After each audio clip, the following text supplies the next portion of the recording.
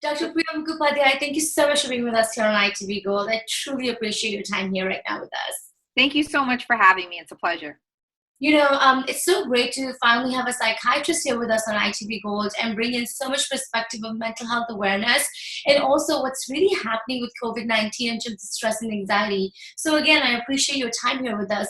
Starting this interview, I kind of want to look at the facts that we have so far till Wednesday evening, which is nearly 2 million cases, 130,000 deaths globally, 600,000 cases in the United States, actually more than that now, and over 25,000 deaths in the country. So, from a psychological point of view, how should we process these numbers? I mean, this is such a sobering time period for Yeah, all. absolutely. Absolutely. So, I mean, obviously those numbers are alarming. And it's really easy for those numbers to kind of strike panic or anxiety in people.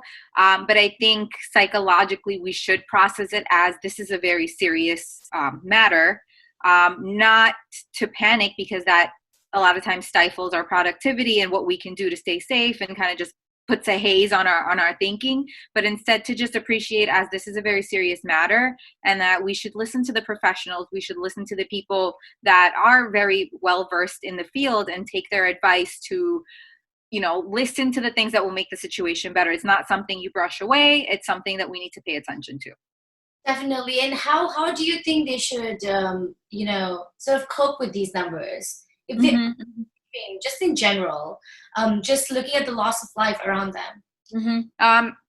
Like I said, it's a very difficult time, and to cope with the numbers, especially if you're directly affected, is massive. But a lot of us are just social distancing from home, and just seeing these numbers on the screen, it just like rises, it brings up panic. So I guess a lot of times I tell my patients to kind of stray away from the news. If it is like watching something like that is causing you to panic, you feel your heart racing, you feel like short of breath, and just, take a break, pause from the news. It's still going to happen. It's important to acknowledge that these numbers are there, that they're growing. But as long as you yourself and your loved ones are taking the measures to, be safe, then you shouldn't be affected. Definitely. And just looking at COVID-19 in general, what have you seen as the psychological effects, if I was to ask, in psychiatry and also in just patient caring and treatment? With your new patient and old patients, what have you seen in the last couple of weeks? Okay, so there's actually been a huge dynamic change in my field of mental health. Right now, I'm in the psychiatric emergency room, so I deal with crisis, like people in crises. So we actually have had less patients coming into the psychiatric emergency room in general. And by less patients, I mean a lot of times we get just simple agitation cases or like a little altercation at home. Those people have been staying at home, which I'm actually very happy about, because if you don't need to be at the hospital, even for psychiatric reasons, I would say hold off until later. We have instilled over the phone crisis hotlines, which we didn't have before, which we're seeing a lot of. We're getting a lot of phone calls. They actually plastered our number on the TVs and all around the town.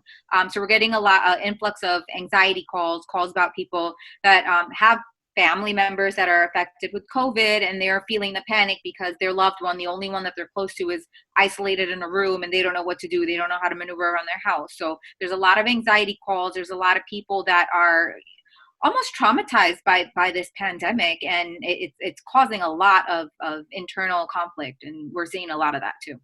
How do you see trauma as a result of this pandemic, just in the population in general? Absolutely. Most of our cases right now are somehow related to COVID.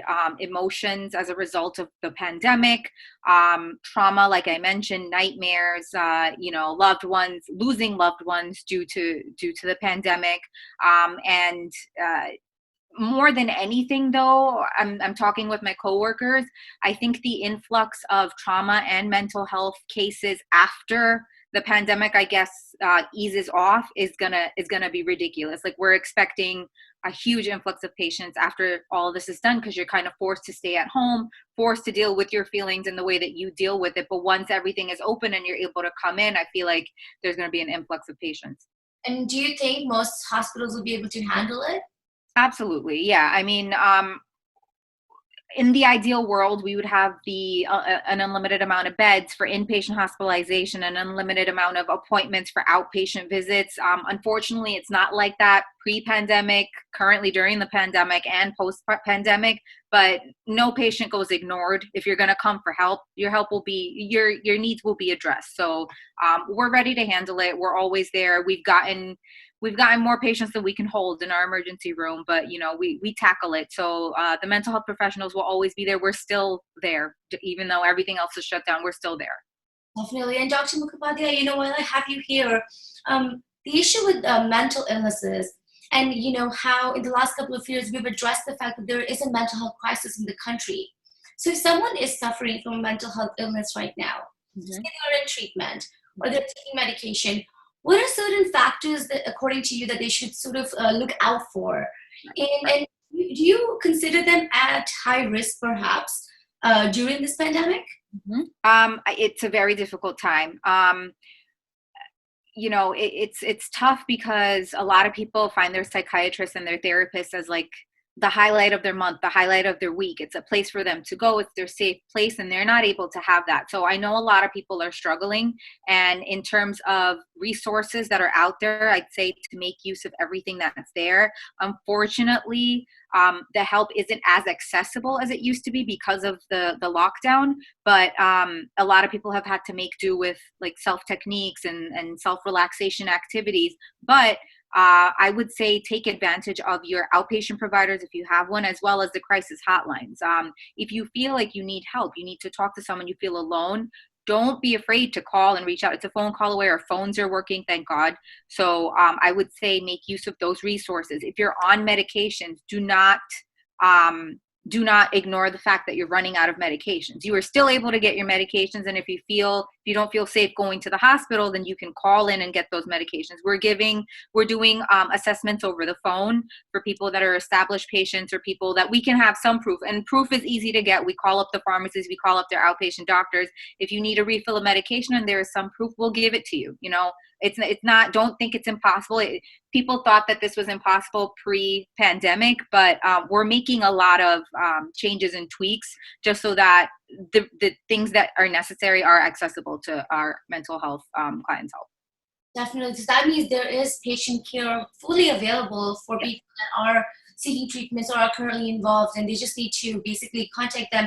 In terms of living with mental illnesses right now, and then the family taking care of somebody or having someone around that you have to take care of, what are your comments in that sense? What should they be careful about perhaps right now while we're in the pandemic? Right. So, like I said, stay on top of the medications. If you notice that your loved one or your family member is running out, make sure you touch base with them, see where they get their medications, if the pharmacy is open, if they have enough, ask the provider for maybe a month's supply with 2 refills, just so that you have enough. There's a kind of security knowing that you have your medications that are keeping you stable. So it's important to plan ahead and get that done with. Also, your family members will need you more during this time. It's inevitable. It's stressful for everyone. So especially if you're dealing with a mental illness, it's putting extra pressure on you, on top of having to deal with something that's chronic that you've already been having to deal with. So I would just say be an open ear. I know a lot of people are just like Netflixing and TikToking, which is totally fine, but involve someone else in the household in it. Make it a fun activity. Just engage everyone. It's really easy to just become a couch potato. But if you have someone living in the household with mental illness, just check up on them.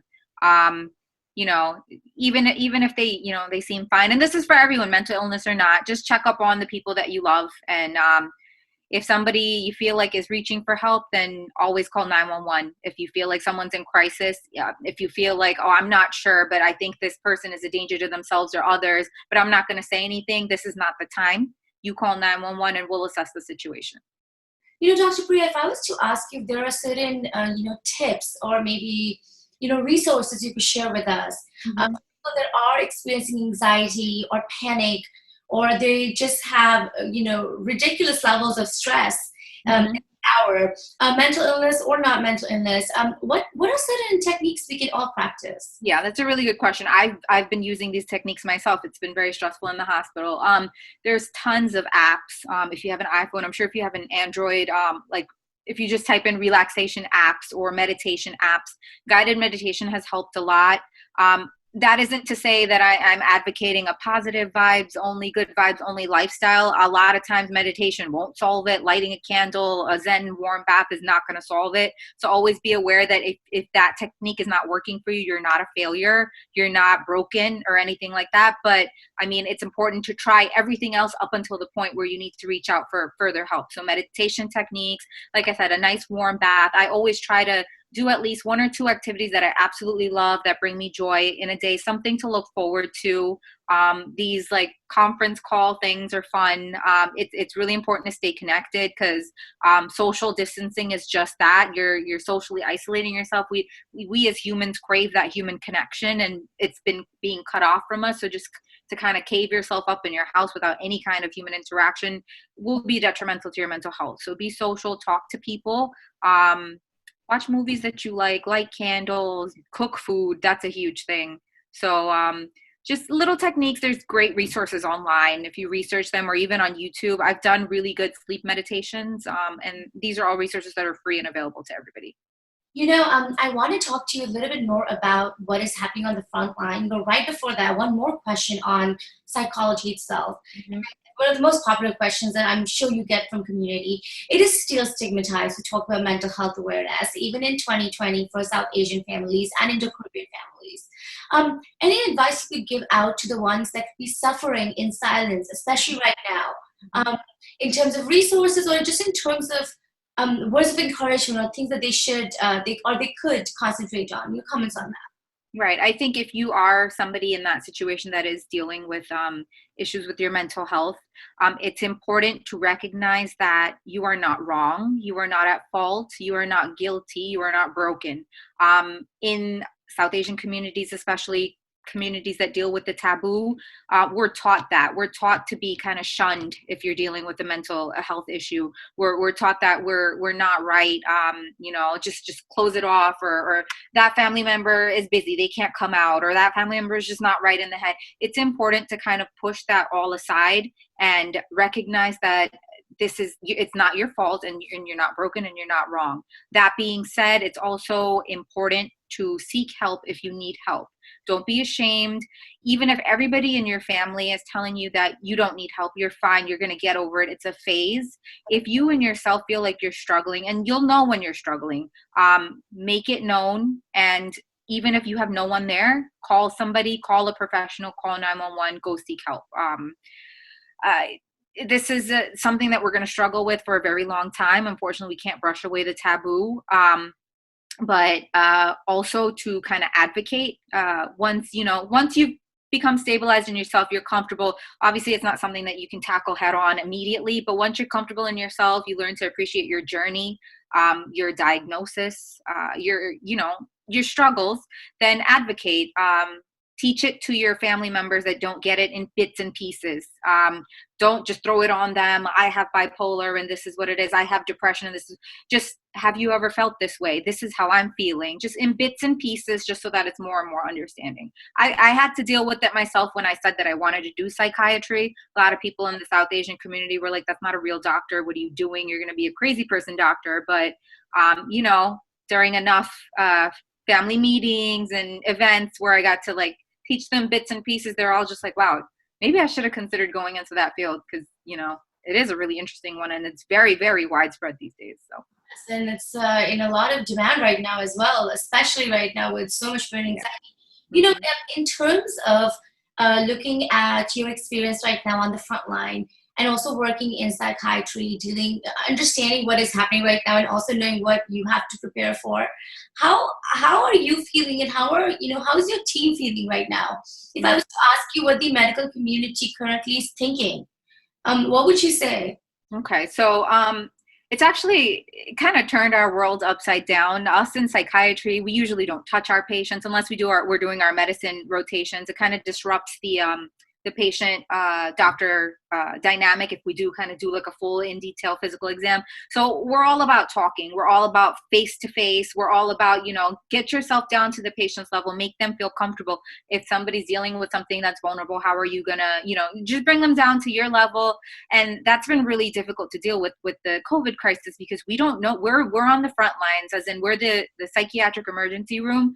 People aren't being triaged before they come into us. So any person from the streets can come into our psychiatric emergency room without being screened first. So we are definitely dealing with people that are COVID positive, asymptomatic. We're dealing with people that are COVID positive, confirmed. We're dealing with transferred from different floors in our hospital that are COVID exposed. So, we've had to change our get-ups. We've had to change like the whole PPE. We've had to change how we do our interviews. We're no longer obviously staying next to the patients. We're staying 6 feet away. We're not wearing clinic clothes anymore, no professional gear anymore. We're just wearing scrubs just for the safety of us. Because, just as much as we're concerned about our patients, many of my coworkers have gotten sick. And PPE is hard to get. And, we're rationing. We're doing the best that we can. But a lot of people don't understand that even being in psychiatry, being a mental health professional, you're in constant contact with patients. Like I said, ours is the only field that hasn't slowed down. Well, we have the same issues that are dealing with. COVID isn't going to stop mental illness, so there's been a lot of changes. My coworkers and I are trying to keep morale up in the hospital. We try to crack jokes with each other, even in these difficult times, and we definitely protect ourselves with PPE, and we gear up, which is exhausting to put on, but I mean, I take that over getting sick.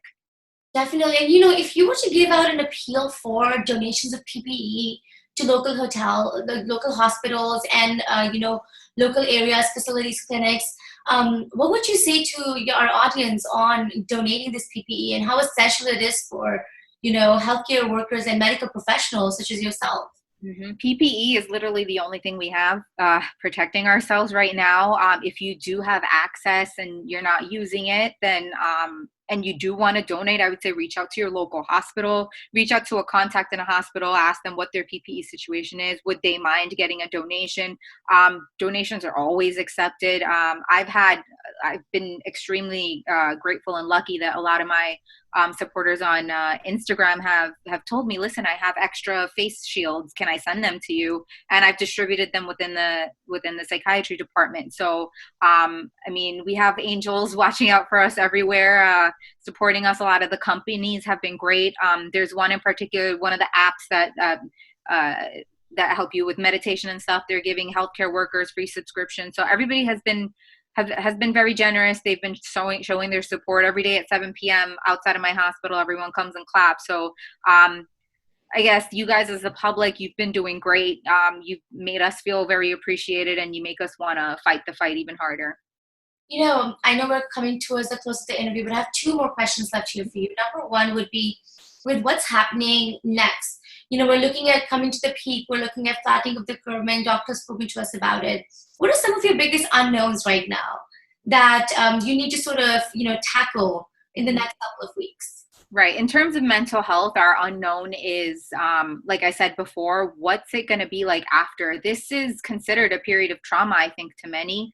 And so I think there's going to be an emergence of a lot of PTSD, post-traumatic stress disorder from COVID, either due to a loss of a family member, being locked up in, households that are not favorable. A lot of children that are homeless in low socioeconomic status that, look to school as their safe haven are not able to be there. So I know a lot of trauma will result, a lot of anxiety, a lot of depression now too, and coming out of that. Decompensation from lack of medication, lack of outpatient treatment on a scheduled basis. We're very scared that it's gonna be bad for the mental health field after everything gets better. And bad by meaning bad, I mean that a lot of people are going to be in crisis. Like I said, there's always going to be help available, so we're not worried about that. But I just feel like we're going to have to work very, very hard after this. I think it's important for audience to actually know, facts like this so that they're prepared. so that Mhm. everyone is prepared. Thank you so much for being with us here on ITV Gold. I so appreciate your time here with us. I would like for you to address our community, but Mhm. also address your fellow medical, professionals and healthcare workers across the country, Mhm. um, Mhm. like that are working tirelessly every day. That would be Sure. so great to end this interview. Yeah, absolutely. So for all you guys at home, I would like you to keep on staying home. Take this as a time to kind of explore your loved ones, yourself. Stay home. A lot of times, when we live the normal life, we always say to ourselves, "Oh, I wish I had that weekend home. I wish I, could be home." This is your time. Stay home. You're keeping us safe by doing that. You're keeping yourself safe by doing that. Listen to the people that are experts. Wash your hands. And just keep following the rules. Everybody's been doing great. I know it's been a long time, and people are getting restless, but you just have to keep on going. The longer you stay at home and listen, the quicker this we'll battle this, and we're going to continue to fight for you. So, just follow the rules, and we're going to all get through this together. One message to your fellow medical professionals. My fellow medical professionals, I would just say, keep on loading up that PPE. We got our battle scars going. We chose this career for a reason. It can bring us down a lot of the times. It's overwhelming a lot of the times. You don't get that satisfaction when you lose your patients a lot of the times. But like I said, we chose this for a reason. We want to help. And this is the time that they're really calling for us. And, the community really needs us. And we have to stay strong for everybody. We're the frontliners. This is literally like we're going to war. And hopefully we're going to win. We are going to win. For sure, we're going to win. Thank you so much for your time here. Thank you so much. It was a pleasure. Thank you. All right, let me stop recording.